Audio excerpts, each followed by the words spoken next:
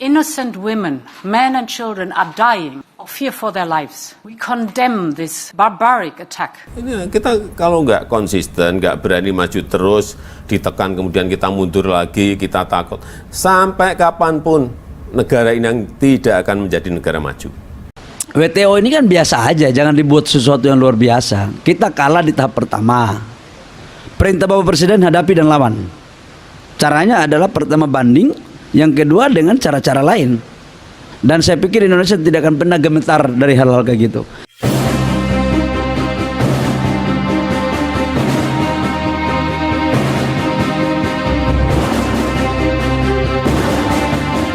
Indonesia dan Uni Eropa semakin memanas.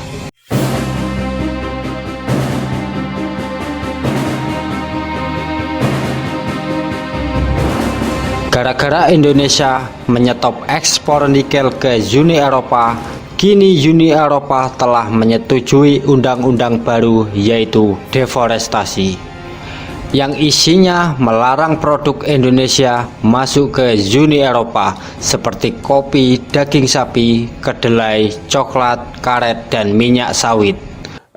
Mereka menerapkan anti deforestasi untuk sawit, kemudian peternakan sapi, kedelai, coklat, kopi, dan kayu. Kaitannya dengan gambut. Eropa itu sampai sekarang masih panen gambut untuk dibakar lagi. Namun Uni Eropa hanya memperbolehkan biji nikel dan bauksit masuk ke pasar Uni Eropa karena Uni Eropa sangat membutuhkan nikel dan bauksit. Ini membuat Indonesia semakin untuk membuat pelajaran Uni Eropa.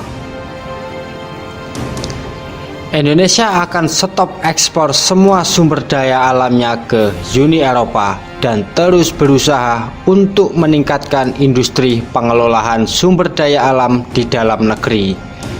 Kita telah memulai pelarangan ekspor biji nikel ini akan membuat Eropa krisis sumber daya alam atau kekurangan sumber daya mineral. Negara Uni Eropa semakin pilu karena kekurangan akan bahan mentah nikel dari Indonesia. Kini Uni Eropa memohon ke Indonesia agar tidak menghentikan ekspor nikel ke Uni Eropa. Ada banyak negara yang tidak setuju jika Indonesia mengelola sumber daya alamnya di dalam negeri sendiri. Seperti negara barat yang selalu mendukung Uni Eropa mengeruk sumber daya alam Indonesia. Dengan perdagangan yang tidak adil atau perdagangan secara paksa, Indonesia menjual sumber daya alamnya ke Uni Eropa dengan harga yang sangat-sangat murah. Namun ada beberapa negara yang akan bergabung dengan Indonesia, yaitu negara Rusia. Negara Rusia ini yang dipimpin oleh Vladimir Putin sangat-sangat mengapresiasi soal keberanian Indonesia atau ketegasan Indonesia terhadap negara-negara Uni Eropa.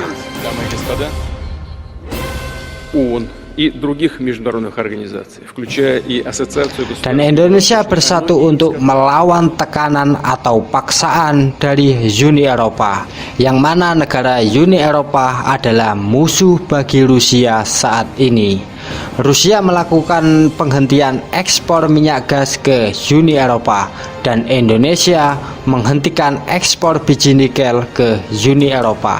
Ini akan membuat negara Uni Eropa semakin miskin karena banyak industri Eropa yang tutup karena kekurangan bahan mentah nikel dari Indonesia, dan ada banyak warga Uni Eropa kedinginan karena kekurangan minyak gas dari Rusia. Sur le principe de le faire, je peux comprendre pourquoi on le fait, parce qu'il y a beaucoup de services publics, etc., les ambulances, choses comme ça qui peuvent plus fonctionner, et ça crée des problèmes. Rusia menegaskan juga akan melibatkan perusahaannya ke Indonesia untuk memulai pengelolaan sumber daya alam Indonesia, yaitu membuat nuklir di Indonesia, agar Indonesia menjadi negara yang maju dan bukan lagi negara yang berkembang. Rusia dan Indonesia selalu terbuka untuk melakukan kerjasama yang saling menguntungkan. Tidak ada kata paksaan dan tidak ada kata menjajah. Rusia selalu mendukung Indonesia untuk melawan negara Uni Eropa. Karena Rusia dan Indonesia sudah lama bersahabat sejak Presiden Soekarno. У их истоков стоял искренний друг нашей страны, первый президент Индонезии Soekarno. Jokowi menegaskan ke Uni Eropa bahwa Indonesia tidak takut dengan negara-negara penjajah, khususnya negara Uni Eropa. Indonesia akan tetap harus melakukan hilirisasi sumber daya alam di dalam negeri, dan dengan tegas Jokowi akan membuat Uni Eropa bergantung kepada Indonesia. Indonesia juga menghentikan bahan mentah bauksit ke Uni Eropa, yang mana bauksit ini bisa digunakan menjadi bahan aluminium. Indonesia memang kaya sumber daya alam. Biji bauksit nantinya akan dikelola dalam negeri menjadi bahan aluminium.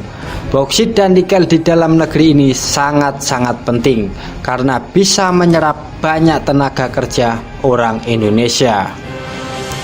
Dan kedua larangan ekspor nikel atau bauksit ini bisa memberi pelajaran bagi negara Uni Eropa yang telah lama menjajah Indonesia.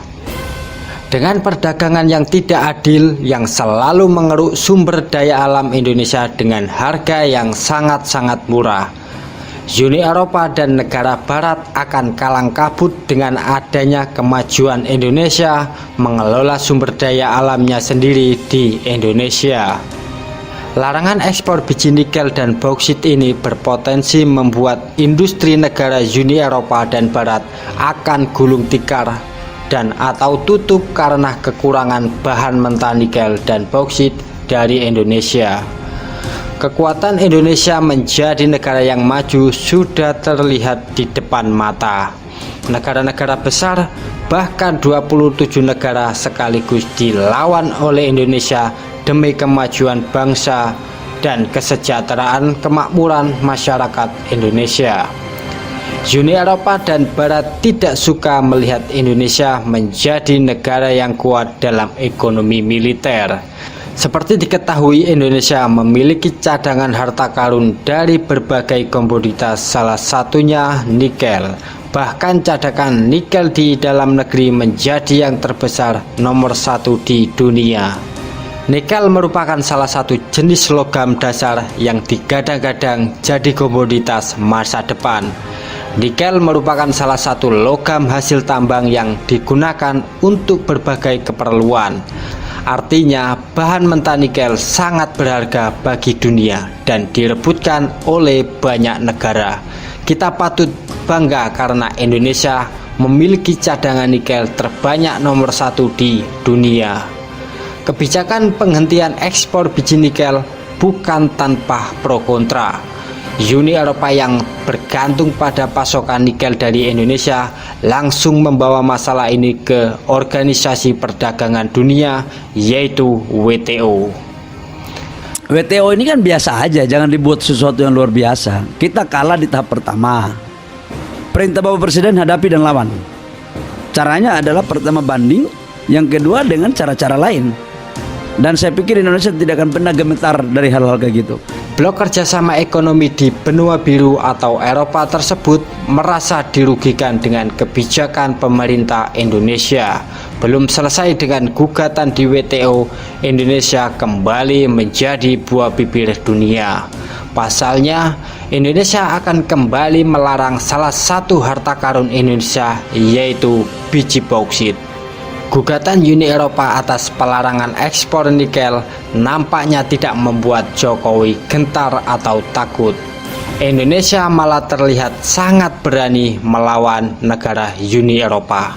Pasalnya, Desember 2002, Presiden Indonesia kembali resmi mengumumkan akan melarang ekspor mineral mentah berupa biji bauksit yang akan dimulai pada Juni 2023. Dan mulai Juni 2023, pemerintah akan memberlakukan pelarangan ekspor biji bauksit. Pelarangan ekspor biji bauksit ini membuat Uni Eropa semakin menangis, semakin miskin akan kekurangan pemasok sumber daya alam dari Indonesia. Indonesia akan menghentikan semua sumber daya alam yang dinilai sangat-sangat berharga karena Indonesia tidak mau kehabisan sumber daya alamnya demi kemajuan negara Uni Eropa. Indonesia akan menyetop kerjasama dengan Uni Eropa jika Uni Eropa tetap memaksa Indonesia untuk memasok nikel ke pasar Uni Eropa. Sudah kita ketahui bahwa negara Uni Eropa adalah negara yang sangat-sangat licik. Tentu saja Uni Eropa tolak kelapa sawit punya Indonesia masuk ke pasar Uni Eropa. Karena apa? Karena ini sangat menguntungkan pihak Indonesia.